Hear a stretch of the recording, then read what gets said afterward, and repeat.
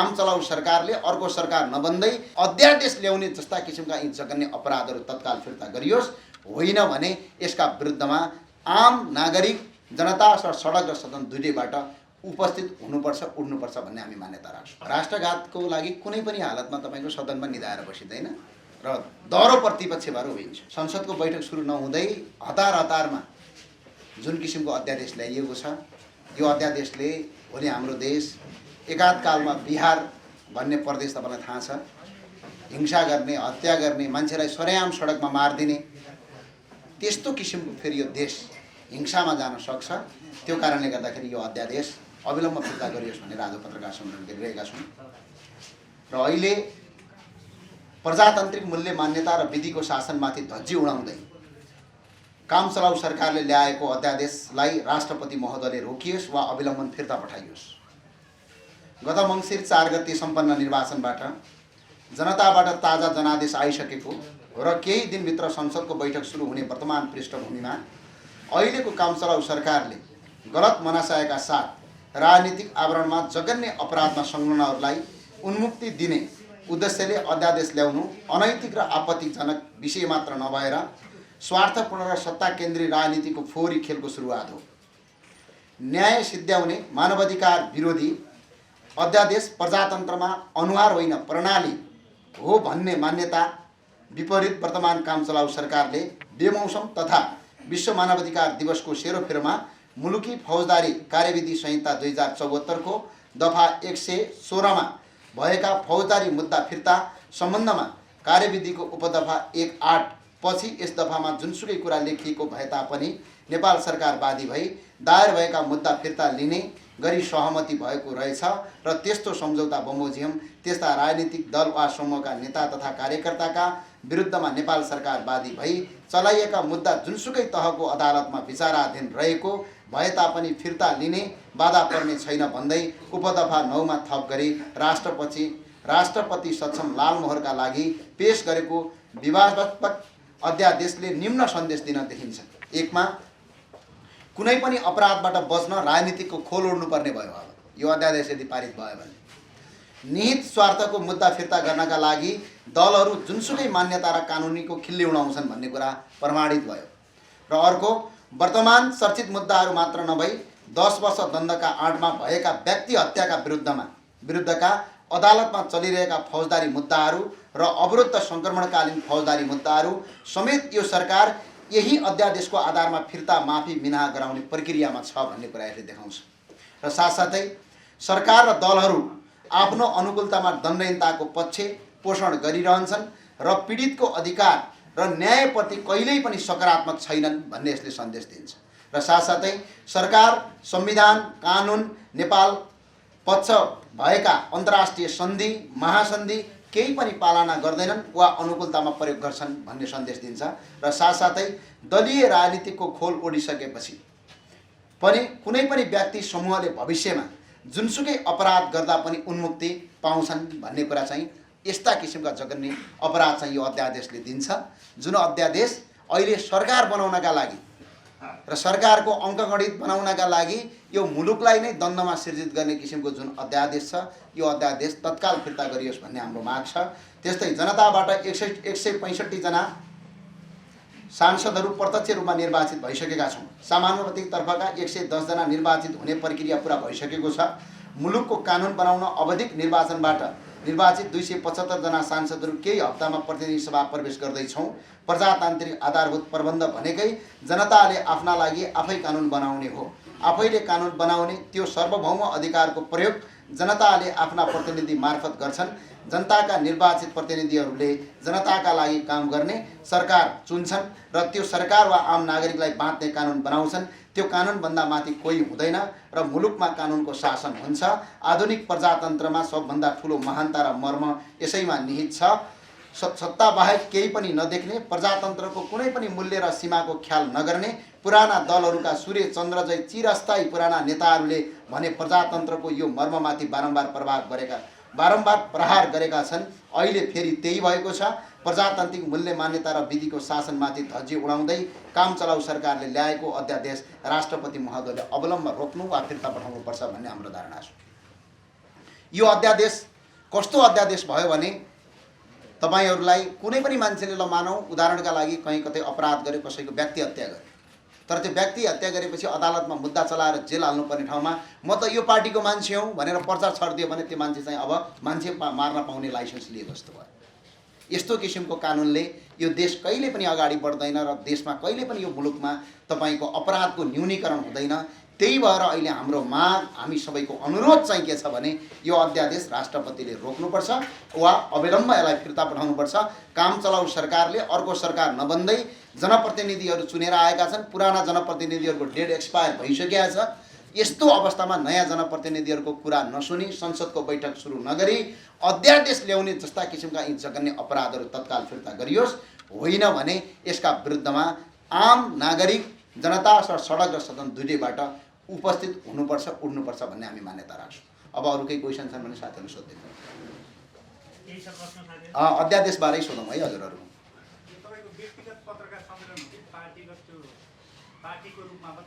पार्टीको रूपमा पनि हो र हिजो म एउटा प्रवक्ता पनि हो पार्टीको, र हामीले हिजो पार्टीको तर्फबाट हामीले एउटा विज्ञप्ति निकालिसकेका छौँ। र यो अहिले तपाईँको के हो भने हरेक सांसदले, नवनिर्वाचित सांसदले यो अध्यादेशको बारेमा हरेक नागरिकको चाहिँ के हो भने अहिले यो अध्यादेशलाई अध्ययन गर्ने र यो अध्यादेश सही छ या गलत छ भनेर नागरिकको बुझ्न पाउने अधिकार छ। त्यही अनुरूप सबैले यसलाई पढ्दिन र यसका बारेमा तपाईँको फिर्ता र अविलम्बन रोक्नका लागि राष्ट्रपति सक्षम सबैले आवाज उठाउन आवश्यक छ। तपाईले भन्नुहुन्थ्यो 17,000 हत्याराले आम हिँडिरहेका छन् भनेर भन्नु। अनि कोही चाहिँ राजनीतिको शिखर स्थानमा पुग्ने तिनै व्यक्तिहरू, तपाईँले भने जस्तै व्यक्तिहरू, कोही चाहिँ जेलभित्र सडेर बस्नुपर्ने राजनीतिक विचारले आन्दोलन गरेका, हिजो राजनीतिक विचारमा चाहिँ जुन जुन घटना र क्रियाकलापहरू भए त्यसमा अदालतबाट जेलमा परेकाहरू किन नसुट्ने भन्ने प्रश्न चाहिँ मेरो। यो अध्यादेशमा त्यो कहीँ छैन, किनभने व्यक्ति हत्याकाण्डमा पक्राउ परेर इटाबाट मान्छे जलाएका मान्छे पनि छोड्ने कार्यविधि भन्दैछ। यसमा कहीँ कतै राजनीतिक छैन। जुन हिसाबमा तपाईँको बाहिर भनिएको छ राजनीतिक कुरा, राजनीतिकले कहिले पनि हत्या गर्नु हुँदैन। चाहे त्यो हिजो गरियो आज, यसको मतलब त यो भयो जस्तो भयो नि, अरूले मान्छे मारे मैले पनि मान्छे मार्न पाउनुपर्छ भने जस्तो भयो नि, त्यो पाइँदैन। केही मान्छेले आज गरेका छन् यसको मतलब यो होइन कि यही फेरि गरिरहन्छन् भन्ने होइन। रेशम चौधरीका सवालमा भनेर बाहिर नाटक गरिएको छ, तर वास्तवमा रेशम चौधरीका सवालमा मात्र होइन, कुनै व्यक्तिका र कसैले पनि अपराध गरे पनि त्यो जेल बस्नुपर्छ। यदि मैले भोलि अपराध गरेँ भने म पनि जेल बस्नुपर्छ। मान्छे मार्ने मुद्दा कुनै पनि राजनीतिक हुँदैन। राजनीतिक भनेको संसारमै के हो भने मान्छे मारेर राजनीति गर्नु हुँदैन भन्ने प्रजातन्त्रमा हामीले विश्वास गर्नुपर्छ। किनभने मान्छे, हामीले राजनीति केका लागि गर्ने भन्नुहोस् त? राजनीतिक यही मान्छेका लागि गर्ने हो नि, समाजका लागि गर्ने हो, यिनै मान्छेहरूका लागि गर्ने हो। अनि तिनै मान्छे नै भएनन् भने त्यो राजनीति कसका लागि गर्ने? पशुहरूका लागि गर्ने होइन। त्यो भए हुनाले चाहे त्यो जुनसुकै जस्ता क्रान्ति हुन्, जस्तो जे हुन्, मान्छे मान्ने राजनीतिक हामीले स्वीकार्नु हुँदैन।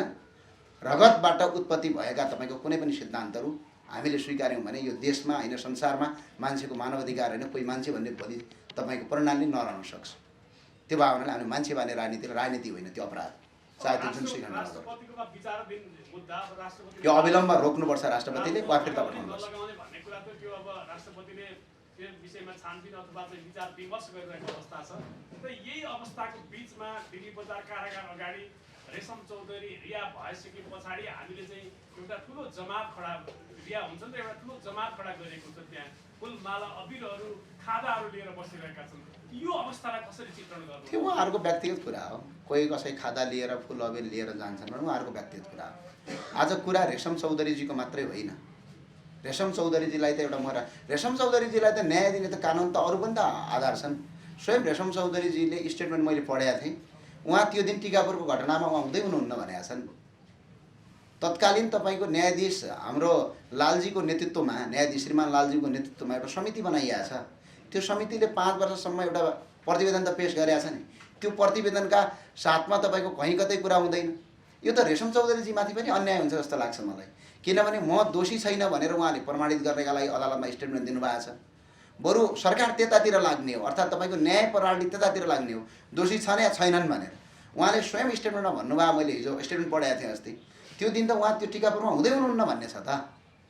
भने त्यतातिर ध्यान दिनुको सट्टा नित स्वार्थका लागि अब त्यहाँ रेशम चौधरीजी मात्र छुट्दैनन् नि त यो कानुनले। यो अध्यादेश यदि पारित भयो भने इट्टाभट्टामा मान्छे चलाउने अफ्ताब आलम हाम्रो आलमजी पनि छुट्नु हुन्छ।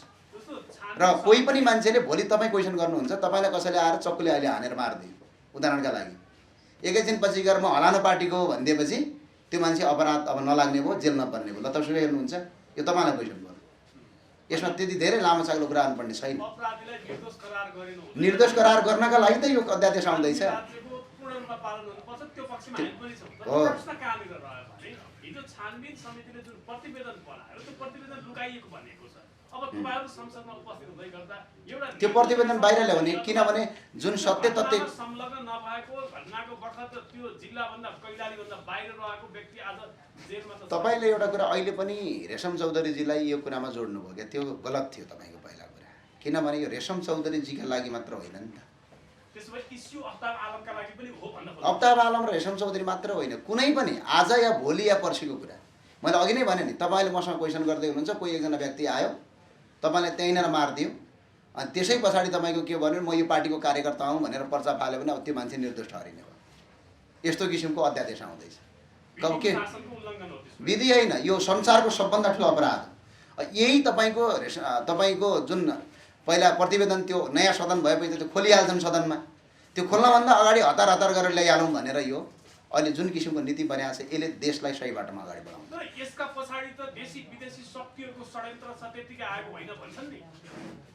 अब देशी विदेशी शक्ति भन्दा पनि काम चलाउ सरकारले, यो काम चलाउ सरकारले ल्याउन पाउँदैन, सकियो। विदेशी शक्तिहरूको थ्रेड होलको कारणले गर्दा, दबावको कारणले गर्दा यो अचानक यो सरकार बन्ने पूर्व सन्ध्यामा चाहिँ आएको हो भन्ने पनि त्यो अघि नै भनिसक्यौँ नि हामीले। तपाईँ राजनीतिक जानकार दलहरूले चाहिँ के गर्न, जन्माएको नेता हुनुहुन्छ, मान्य हुनुहुन्छ, त्यो यस समक्षमा तपाईँको धारणा के हो? मेरो यो सम्बन्धमा यसलाई फिर्ता पठाउनुपर्छ, रोक्नुपर्छ, यो कुनै पनि अध्यादेश पारित गर्नु हुँदैन भनिसकेपछि अब धारणा के हुन्छ? धारणा त्यही हो।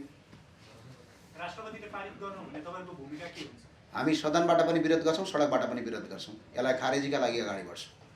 यदि आवश्यक पऱ्यो भने देशभरि आन्दोलन पनि हुन्छ। खारेजी त एकचोटि राष्ट्रपतिले यो के छ, फेरि नयाँ सदनबाट यो कानुनलाई परिमार्जन गर्न सकिन्छ। समयभित्रै यो त फेरि निष्क्रिय बनाउने भन्ने कुरा छ। उहाँलाई छोड्ने बित्तिकै तपाईँले सङ्घर्ष गर्नै पर्दैन सदनमा त्यसपछि। होइन, त्यो अपराधको कुरामा तपाईँको कसैलाई आज कानुन पनि एकैछिनमा गर्ने, 2 दिनमा गर्ने भन्ने हुँदैन। नीति एकपटक लागू भएपछि सबैलाई लागू हुनुपर्छ, किनभने निजी र व्यक्तिगत स्वार्थका लागि काम। समयको लागि ल्याउन सक्यो नि त। अध्यादेश केही समयका लागि ल्याउने र जुन अध्यादेशले तपाईँको अपराधी मात्र उन्मुक्ति पाउने यदि हो भनेपछि भोलि त्यस्ता किसिमका अरू अध्यादेश आउँछन् जसले मुलुकलाई बर्बादतिर पार्छ। सरकारमा अहिले प्रधानमन्त्री शेरबहादुर देवाजी हुनुहुन्छ, यसको मतलब यो होइन कि भोलि अरू मान्छे सरकारमा हुँदैनन् भन्ने छैन नि। आज जुन मान्छेले आफ्नो सत्ता स्वार्थका लागि तपाईँको मुलुकलाई नै तपाईँको बन्धक पार्ने र मुलुक नै तहस नहोस् हुने किसिमका अध्यादेश ल्याउँछन् भने भोलि अर्को कुनै व्यक्ति पनि सत्तामा गयो भने त्यसको फाइदा लिन सक्छ नि। यस्ता किसिमका काम गर्नु हुँदैन। म त एउटा क्वेसन चाहिँ हिजो केपी शर्मा ओलीजीले अध्यादेश ल्याउँदै गर्दा हामीले सडकमा विरोध गऱ्यौँ। तिनै शेरबहादुर देवाजीहरूले, तिनै काङ्ग्रेसका साथीहरूले, तिनै तपाईँको आज अध्यादेश ठिक छ भन्ने साथीहरूले विरोध गरिराखेका थिए भने अहिले किन विरोध भइरहेको छैन? यो पनि त प्रश्न चिन्ह खडा हो नि। चाहे त्यो जुनसुकै अपराध गरोस्, भोलि स्वयं हामीले अपराध गरे पनि हाम्रा विरुद्धमा आवाज उठ्नुपर्छ। यो प्रजातन्त्रको सबभन्दा ठुलो मूल्य र मान्यता हो। आफूले गरे सबै कुरा ठिक, अरूले गरे सबै कुरा बेठिक भन्नेतिर लाग्नु हुँदैन। त्यो भए हुनाले यो अध्यादेश एकछिन गहिरो अध्ययन गरेर पत्रकार साथीहरूले यसलाई अझै जनतामाझ पुर्याइदिन अनुरोध गर्छौँ, किनभने जनताले बुझ्न आवश्यक छ। किनभने यसरी हामीले राजनीतिक स्वार्थका लागि, निजी स्वार्थका लागि पटक पटक अध्यादेश ल्याउने हो भने त यो संसदको कामै के हो? संसदको काम त नीति नियम कानुन बनाउने हो नि त। अर्थात् संसद नभएको अवस्थामा, अर्थात् तपाईँको पुरै विषम परिस्थितिमा ल्याउने हो अध्यादेशहरू भने। अहिले त नयाँ जनप्रतिनिधि आइसके, अहिले नयाँ प्रतिनिधि चयन भइसके। तर भन्नेहरू भन्छन् नि अहिले सरकार निर्माण गर्नका लागि विषम परिस्थिति छ ठुला दलहरूलाई, त्यो कारणले गर्दा अन्तर्राष्ट्रिय होइन, सरकार उहाँहरूको बन्दैन भने त बन्दैन त, के फरक पर्छ? त्यो जनताले उहाँले जनमतै दिनु भएन भनेपछि त्यसलाई स्वीकार्ने हो। जस्तै हामीले स्वीकारेका छौँ नि, जनताको जनमत हामीलाई अहिले सरकार नबनाऊ भनेर पठाएछन्, हामी सरकार बनाउने र उ गर्ने खेलमै छैन। सरकारले उहाँले जनमत दिनु भएन, 2/3 पुर्याउनु उहाँको बहुमत भएन, अनि बहुमत भएन भन्दैमा सरकार बनाउनको लागि जे पनि गर्दैन। सरकार ठुलो हो कि यो देश ठुलो हो, यो समाज ठुलो हो कि हामी नेपाली ठुलो हो, पार्टी ठुला हुन् कि मुलुक ठुलो हो? देश चलाउँदा सरकार बन्नु पर्यो नि त। सरकार बन्नका लागि हदैसम्म जाने, मान्छे मारिदिने, अपराध गरिदिने, त्यो कुरा गलत हो। सरकार बन्ने विधि छन्, प्रक्रिया छन्, नीति छन्, कानुन छन्। भोलि सरकार बन्नका लागि अब बमै हान्नुपर्छ काठमाडौँमा भनेर कसैले भने बम हानिदिने, यो कुरा गलत छ। किनभने अहिले जुन किसिमको अध्यादेश आएको छ यो अध्यादेशले कोही पनि नागरिक सुरक्षित हुँदैन। होइन, नेपालको राजनीतिमा अन्तर्राष्ट्रिय स्तरको व्यापक दबाव छ। यो दबाब त तपाईँले आज झेल्या हो भने त जुन दिन तपाईँको यो देशमा राजतन्त्रको अन्त्य भयो त्यो दिनदेखि दबाब सुरु दबावको कारणले गर्दा आएको अध्यादेश भनिन्छ नि त। तपाईँ कतिको जानकार दबाब भन्दा पनि सत्ता स्वार्थका लागि आएको हो क्या। यो कुनै अन्तर्राष्ट्रिय दबाब दुनियाँतिर त्यतातिर नमोडौँ। सत्ता प्राप्तिका लागि कोही व्यक्तिलाई बचाउनका लागि अब अपराध गर्नु। अन्तर्राष्ट्रिय महासन्धिहरूले त यसको विरोध गर्छ। अन्तर्राष्ट्रिय मानवाधिकार आयोग, अन्तर्राष्ट्रिय नीति नियम कानुन, अन्तर्राष्ट्रिय अदालतमा त यसको विरोध हुन्छ। कसैले राजनीतिक आडमा हत्या गर्न पाउँछ भने तर भनिएको छ आर्जुन राजनीतिक आडमा भइदिए पनि ल ठिकै छ भन्नु ल। अगाडि आर्जुन राणा र प्रचण्ड बीच जुन दिल्लीमा भेटघाट त्यो व्यक्तिगत कुरा हो, छोडिदिनुहोस्। दिल्लीमा भेटघाट हुँदा यो विषयमा भारतीय पक्षसँग पनि बसेर विस्तृत रूपमा यसो गरौँ, पहिला आफ्नो आङको तपाईँको कसिङ्गरलाई फालौँ, त्यसपछि बाहिर के छ भनेर हेरौँ। पहिला नेपाली नेताले गद्दार गरेका छन् त्यतातिर जाउँ। भारतको जहिले पनि के गर्ने भने गल्ती चाहिँ नेपालीले गर्ने अनि जहिले पनि विदेशीले गरे भन्नेतिर नजाउँ। भारतको दबाब ए बाबा मलाई के थाहा, म तपाईँको अन्तर्राष्ट्रिय परराष्ट्रविज्ञ हो र म गएको थिएन अर्जुन राणासँग, गएको थिइनँ नि त। अर्जुन राणाजीलाई नै सोध्नुहोस् यो कुरा। पछिल्लो समय त भारतसँग होइन तपाईँ निकटतम सम्बन्ध छ भनेर भन्छन् नि। अनि भन्नेहरू भन्छन् होइन, तपाईँलाई शङ्का लाग्यो सोध्नुभयो, त्यो कुरै कसैले भन्दैनन्। किन कसरी पर्छ म नेपाली कपडा लगाउने र तपाईँको चट्ट पारेर नेपाली कोट लगाएर हिँड्ने मान्छे चाहिँ तपाईँले आरोप लगाउने, टाई र सुट लगाउनेलाई विदेशी भन्नुहोस् न त। त्यसो भने होइन, त्यो त मेरो हिजोको इतिहासले देखाउने हो नि। तपाईँहरूले इतिहासै पढ्नु भएको छ त, आँखाले देख्नु भएको छ पढ्नुभन्दा पनि। किनभने हिजो जुन सङ्घर्षका साथ आइएको थियो त्यो सङ्घर्ष रोकिँदैन। अहिले बढी यो अध्यादेश खुरुक्क राष्ट्रपतिले रोक्नुपर्छ र यसलाई फिर्ता पठाउनुपर्छ। योभन्दा अर्को कुनै उपाय छैन मुलुक यदि साँच्चै बचाउने हो। तपाईँहरू सरकारमा नजाने भए साँच्चै नजाने भनेर एउटा पार्टीको प्रवक्ताले भनिसकेपछि तपाईँले नजाने भनेर सम्झिनुहोस् न। चुनाव लड्ने, जनताबाट म्यान्डेट लिएर आउने जनप्रतिनिधि बन्ने त सत्तामा जानु होइन। होइन, सत्तामा जानका लागि मात्र जनताबाट आउने नि नीति नियम कानुन तर्जुमाहरू राष्ट्रको हितमा काम गर्नका लागि हो, सत्ताका कुर्सीका लागि हो। सत्तामा गएर राम्रो काम गर्नु पर्यो नि। सत्तामा नगएर पनि काम गर्न सकिन्छ। जस्तो अहिले यो अध्यादेश आयो नि, यसलाई सदनबाट हामीले रोक्न सकिदियौँ, या अहिले जुन कुरा गलत भएको छ यसलाई हामीले जनाइदियौँ भने काम त यही हो नि। अब यसका लागि सत्तामै जानुपर्छ भन्ने छ र? तपाईँहरूको अलिकति यसमा पनि सत्तामै काम सेवा गर्नका लागि सत्तै चाहिन्छ भन्ने छैन, काम गर्नका लागि सत्तै चाहिन्छ भन्ने छैन, र काम गर्नका लागि संसदै हुनुपर्छ भन्ने पनि छैन। त्यसो भए फरक यति मात्रै भयो, माइती घरबाट संसद भवनभित्र तपाईँ प्रवेश गर्नुभयो, त्यहाँभन्दा उपरान्त अब केही परिवर्तन आउनेवाला छैन। यो तपाईँलाई लाग्छ? यदि परिवर्तन नआउने भइदिए भए अहिले यो अध्यादेश तपाईँको फिर्ता पठाउनका लागि हामीले किन यत्रो बोल्नु पर्थ्यो? यसलाई पनि परिवर्तन सम्झिनुहोस् न। निराशा नहुनुहोस्, आशा गर्नुहोस्। भरोसा गर्नुभएको छ, अब आशा गर्नुहोस्, काम गरेर देखाउँछु। राष्ट्रघातको लागि कुनै पनि हालतमा तपाईँको सदनमा निधाएर बसिँदैन र दह्रो प्रतिपक्ष भएर उभिन्छ।